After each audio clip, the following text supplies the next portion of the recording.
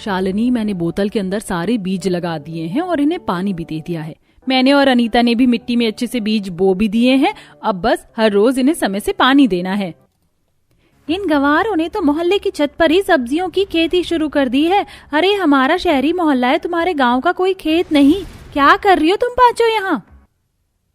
हम लोग रोज छत पर ठंडी ताजी हवा खाने के लिए आते हैं। अब क्या छत पर हमें तुम्हारी प्याज आलू की बदबू सूंघनी पड़ेगी? सारी की सारी छत तुमने कितनी गंदी कर दी है। मेरा तो इस तरफ झांकने का भी मन नहीं कर रहा है।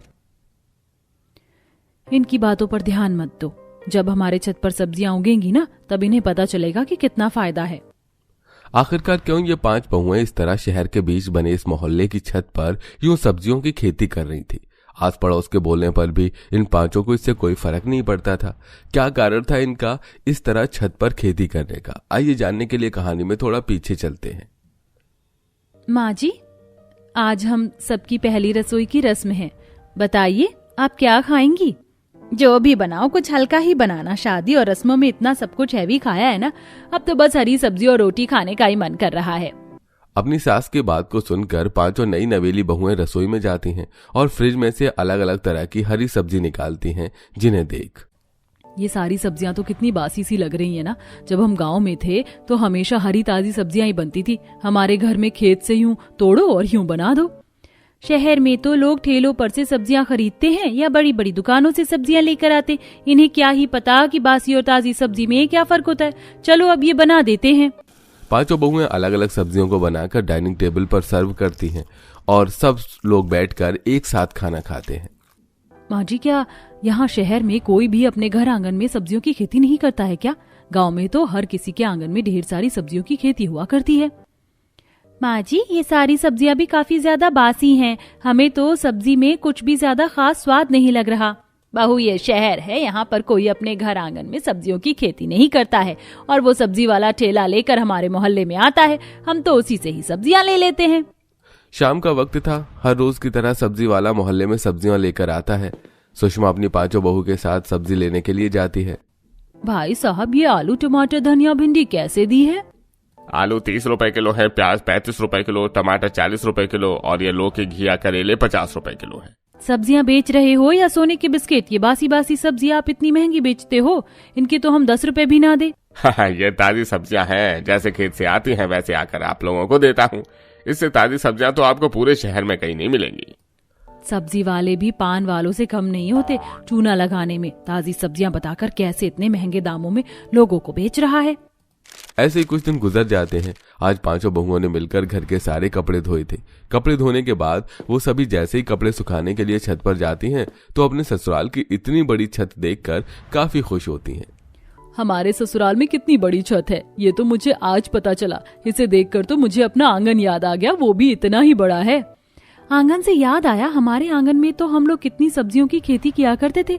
हमारे आंगन और छत बिल्कुल एक जैसा ही है, तो क्यों ना हम अपनी छत पर सब्जियों की खेती करें। अब शहर के मकान में आंगन तो होता नहीं है, तो क्यों ना छत पर ही अब सब्जियां उगाई जाएं। अरे अनीता, तुमने तो काफी अच्छा आइडिया दिया है। एक काम करते हैं, इस तरफ हम टमाटर प्याज की खेती करेंगे और इस तरफ हरी सब्जियों की। और मैं तो कह रही हूँ प्लास्टिक की बोतल ले आएंगे, उसमें हम धनिया पुदीना और मिर्च। इससे हमें आधे से ज्यादा सब्जियां घर में ही मिल जाएंगी, वो भी ताजी ताजी। पैसे भी बचेंगे और साथ ही साथ ताजी सब्जियां खाने को भी मिलेंगी। 5 बहुएं अपने सास के पास जाती हैं और छत पर खेती करने का परमिशन लेकर अब अपने पतियों से ढेर सारी मिट्टी, खाद, सब्जियों के बीज और बोतल मंगवाती हैं और छत पर खेती करने की सारी तैयारी करने लगती हैं, जिसे देख आस पड़ोस की औरतें कई तरह की बातें बनाने लगती हैं। यही सही है इन लोगों का। पहले तो सुषमा जी गांव की लड़कियां उठा कर ले आई और अब तो ये हमारे मोहल्ले की छत को ही खेत बनाने में लगी हुई हैं। अरे कान खोल कर सुन लो, ये तुम्हारी छत पर खेती जरा दिनों तक नहीं चलेगी। फालतू में इतनी मेहनत कर रही हो तुम लोग। उन औरतों की बातों को नजरअंदाज करते हुए 5 बहुएं अपने छत पर खेती करने के काम को जारी रखती हैं और कुछ हफ्तों में उनकी मेहनत अब रंग लाने लगती है। सभी बीजों में से छोटे छोटे पौधे निकलने लग गए थे। ये देखो, सभी बीजों में से छोटे छोटे पौधे निकलने लग गए हैं। और जरा इस तरफ तो देखो, इसमें तो हल्की हल्की मिर्च भी निकल रही है। ये देखो कितनी छोटे छोटे टमाटर हैं, कितने प्यारे लग रहे हैं ना। मन कर रहा है इन्हें अभी ही तोड़ लूं। अभी नहीं, ये सभी अभी काफी कच्चे हैं। अभी तो हमें 1-2 महीने और इंतजार करना पड़ेगा, फिर देखना कैसे हमारी मेहनत रंग लाती है। जहां कुछ औरतें उन पांचों बहू की छत पर की गई खेती को देखकर मजाक उड़ाती, तो वहीं पांचों बहुएं अपनी छत पर हो रही खेती देखकर काफी खुश होती। ऐसे ही 2 से 3 महीने गुजर जाते हैं और पांचों बहुओं की छत पर टमाटर, प्याज, हरी मिर्च, सब्जियां जैसी पूरी खेती तैयार हो जाती है। ये देखो किस तरह हमारी मेहनत रंग लाई, सारी सब्जियां उग चुकी हैं। अब तो हम इससे आराम से सब्जियां बना सकते हैं। कितनी ज्यादा सब्जियां उगी हैं, खाने के साथ साथ बेच भी सकते हैं। चलो आज हम इन सभी ताजी सब्जियों को बनाते हैं। पांचों बहुएं अलग अलग तरह की सब्जियां तोड़ती हैं और उनसे आज काफी स्वादिष्ट खाना बनाती हैं, जो घर में सभी लोगों को काफी ज्यादा पसंद आता है। अब जहां मोहल्ले की सभी औरतें सब्जी वाले से महंगे दामों में बासी सब्जियां ले रही थीं, तो वहीं ये पांचों बहुएं अपने छत से ही हर रोज मुफ्त में ताजी सब्जियां तोड़कर बनाती हैं।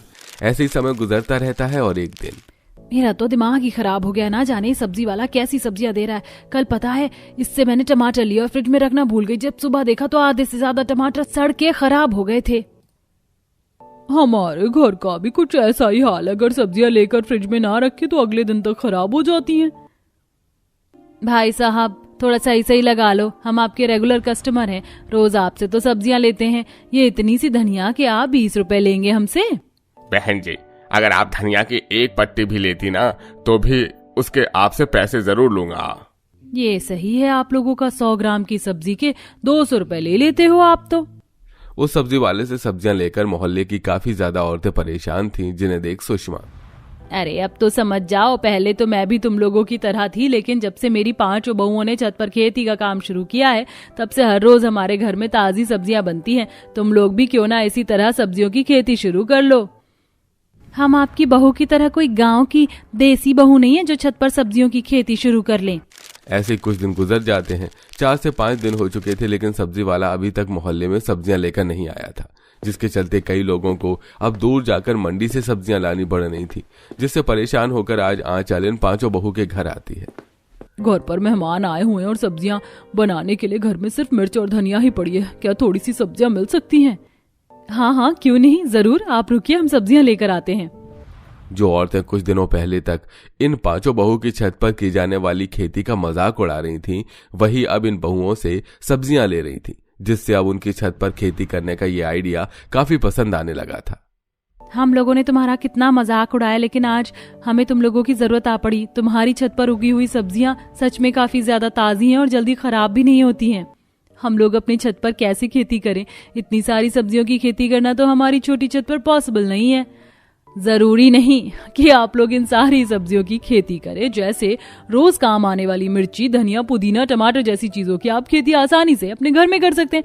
अब मान लीजिए आपको धनिया की जरूरत है और 10 रुपए की धनिया लेने के लिए आप इतनी दूर मंडी तो जाएंगे नहीं, और सब्जी वाला भी मोहल्ले में एक ही वक्त आता है। आप इतने सारे पैसे देखकर थोड़ी थोड़ी सब्जी बासी खरीद रही हैं, इससे तो सिर्फ आपका नुकसान है। और नहीं तो क्या, आप थोड़ी बहुत समझोगे तो खेती कर ही सकती है ना। इससे कम से कम आपको महीने के थोड़े बहुत पैसे तो आराम से बच जाएंगे। पांचों बहू का आइडिया कई सारी औरतें को अच्छा लगता है। अब अपनी छत पर ही छोटी छोटी सब्जियों की खेती सब करने लगते हैं, जिनसे अब आधे से ज्यादा सब्जी अपने घर में ही मिल जाती है। और अब मोहल्ले के कई सारे लोग अपने घर में हर रोज ताजी सब्जियां बनाते हैं और महीने के कई सारे पैसे भी बचाते हैं। इतना बड़ा सोने का महल, मैंने तो कभी सोचा भी नहीं था कि दुनिया में ऐसे भी घर होते हैं। हम गरीबों की तो झोपड़ी थी। इस जो एक छोटी सी झोपड़ी से मैं यहाँ आई हूँ ना, मुझे तो यकीन ही नहीं हो रहा ये सोने का महल है। कितना आलीशान है। यहाँ पर इतने बड़े बड़े सोने के वास हैं, सब कुछ सोने का ही है। अरे तुम्हें सोने का महल मिला, लेकिन तुम ये घास का दहेज क्यों लेकर आई हो? अरे क्यों अपनी ससुराल वालों की नाक कटा रही हो? थोड़ी तो ससुराल वालों के बारे में सोच लेती। बताओ, ऐसा कोई करता है क्या? सोने का महल मिल गया, लेकिन कटोरी से भीख मांगने की आदत नहीं गई। घास का दहेज ले आई मुंह उठाकर। क्या चल रहा था सोने का महल घास का दहेज? इस उलझी हुई गुत्थी को सुलझाते हैं और कहानी को थोड़ा पीछे लेकर चलते हैं, ताकि हम इसे अच्छे से समझ सकें। रश्मि अपने गरीब माँ बाप के साथ एक छोटी सी झोपड़ी में बड़ी ही परेशानियों के साथ रहती थी। हे भगवान, इस छत को भी अभी टूटना था क्या? अगर मैंने माँ और बाबा को बताया कि हमारी छत टूट रही है तो वो और परेशान हो जाएंगे। एक काम करती हूँ, घास से छत को ढक देती हूँ, कम से कम ऊपर से कुछ गंदगी तो नहीं आएगी ना। रश्मि घास का इस्तेमाल करके छत को ढकने लगती है। कुछ दिनों बाद रश्मि घर में बैठी थी, तभी उसकी माँ गायत्री आती है। आज तो कहीं भी कोई भी काम नहीं मिला। मैंने सोचा था कि कहीं से कोई काम मिल जाएगा तो घर के लिए राशन ले आऊंगी। खाना भी नहीं है ना घर पर बिल्कुल। माँ कोई बात नहीं, आप चिंता मत करो, बाबा ले आएंगे। बाबा तो गए हैं ना काम पर, और उनकी तनख्वाह का दिन भी तो है ना आज। वो पैसे ले आएंगे और आज अच्छा ही खाना खाएंगे हम। दोनों मोहन के आने का इंतजार कर रहे होते हैं। कुछ देर बाद मोहन घर पर आता है तो उसका मुंह लटका हुआ होता है। बाबा क्या हुआ, आप इतने उदास क्यों लग रहे हैं? सब ठीक तो है ना? कुछ भी ठीक नहीं है। मैंने सोचा था कि आज तनख्वाह मिल जाएगी तो मैं सबके लिए कुछ बाहर का खाने के लिए लेकर जाऊंगा, लेकिन मालिक कह रहे थे 4 दिन बाद तनख्वाह मिलेगी। ठीक से नहीं हुआ है इस बार। क्या आपको भी नहीं मिले पैसे?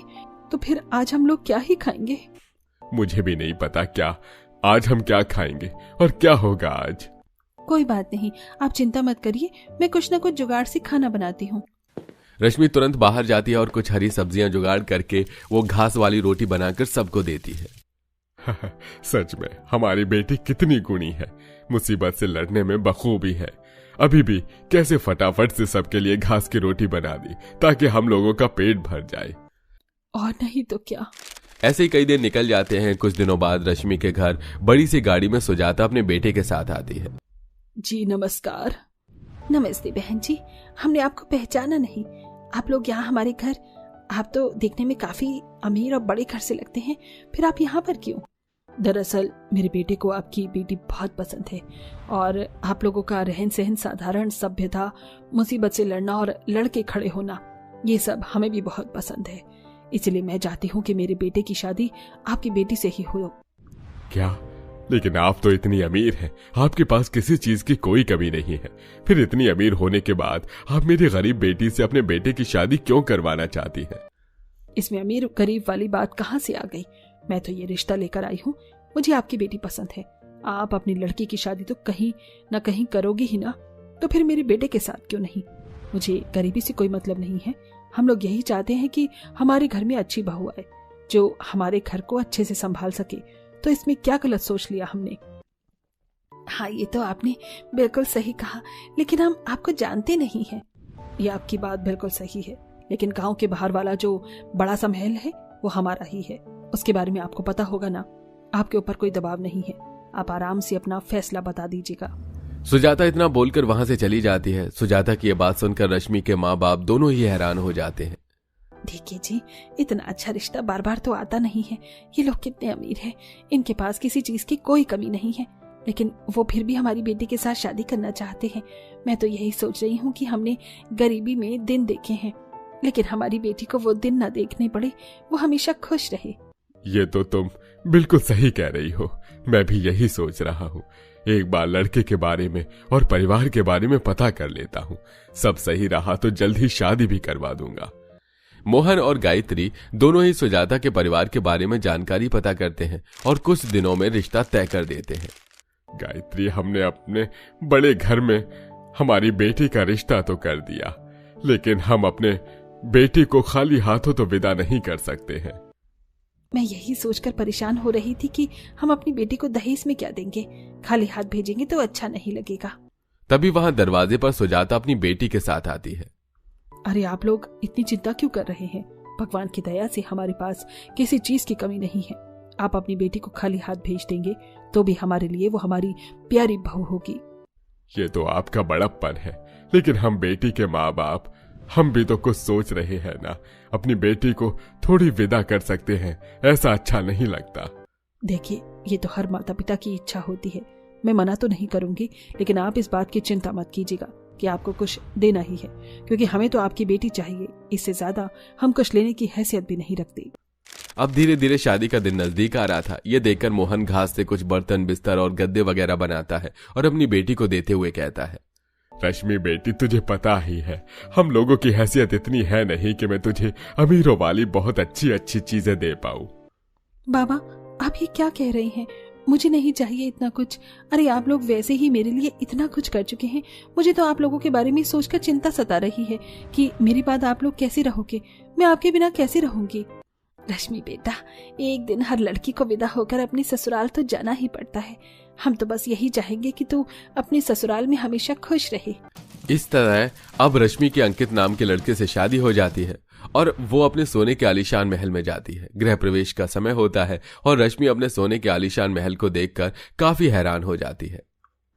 माँ जी मुझे माफ कर दीजिएगा, मेरा सोने का इतना बड़ा आलीशान महल है, लेकिन मैं दहेज में कुछ भी नहीं लाई। मैंने तो आज तक ऐसा महल कभी सपने में भी नहीं देखा था, लेकिन भगवान ने इसे मेरी हकीकत बना दिया। अरे अब माफी मांगने से क्या, लोगों के आगे तो अपनी सास की नाक कटवा ही दी। बताओ, एक गरीब घर की लड़की को सोने का महल मिल गया है, लेकिन वो तो है गरीब घर से ना, वो कैसे अपनी नस्ल भूल सकती है। अब भी अपने ससुराल वालों की बेइज्जती करने का कोई मौका थोड़ी ना छोड़ रही है। बस कीजिए आप लोग, मेरी भाभी को कुछ भी मत बोलिए। देख रही हो, अरे बेटी तू जानती नहीं है, गरीब लोगों को घास के दहेज कभी तुमने सुना भी है? हाँ मैंने सुना है, क्योंकि वो मेरी बहू लाई है, और आप लोग कोई नहीं होते हैं मेरी बहू के खिलाफ इतना कुछ बोलने वाले। हमें कोई परेशानी नहीं है घास के दहेज से, तो आप लोगों को क्यों परेशानी हो रही है? और बहू तो चिंता क्यों कर रही है? तू जो कुछ भी अपने ससुराल में लेकर आई है ना, आस पड़ोस के लोगों का काम तो बस 4 बातें बोलना होता है, और वो उन्होंने बोल दिया। अब आप लोग यहाँ से जा सकते हैं। रश्मि अब अपने सोने के आलीशान महल में रह रही थी, लेकिन वहां पर उसे हर चीज में काफी ज्यादा डर लगता है। हे भगवान, यहाँ मुझसे कोई गलती ना हो, मुझसे कहीं कोई गलती हो गई तो उनका नुकसान हो जाएगा। रश्मि अपने सोने के महल में कुछ भी काम करने से काफी डर रही होती है। ऐसे ही वो अपने सोने की खिड़की साफ कर रही होती है, तभी वहां नेहा आती है। भाभी क्या हुआ? मैं खिड़की साफ कर रही हूँ, चिंता मत करना, मैं आराम से कर रही हूँ, कुछ नहीं होगा सोने की खिड़की को। रश्मि की बात सुनकर सुजाता कहती है, बहू तो इतना घबरा क्यों रही है? सोने की खिड़की है, मेरी किसी गलती की वजह से टूट गई या फिर कुछ नुकसान हो गया तो? बहू अब से ये तेरा घर है, सोने का आलीशान महल तेरा है, तो चिंता मत कर, हम जैसे रहते हैं तू भी वैसे रहे। और मैं समझ रही हूँ तुझे डर किस बात का होगा, तू नुकसान नहीं करना चाहती, लेकिन हमें इस बात की चिंता नहीं है। तुझे कहीं भी कोई दिक्कत हो तो हमसे बात कर। अपने ससुराल वालों की बात सुनकर रश्मि का डर खुलता है और वो धीरे धीरे अपने सोने के आलीशान महल में एडजस्ट करने लगती है, और इसी के साथ अब अपने ससुराल में खुशी खुशी भी रहती है।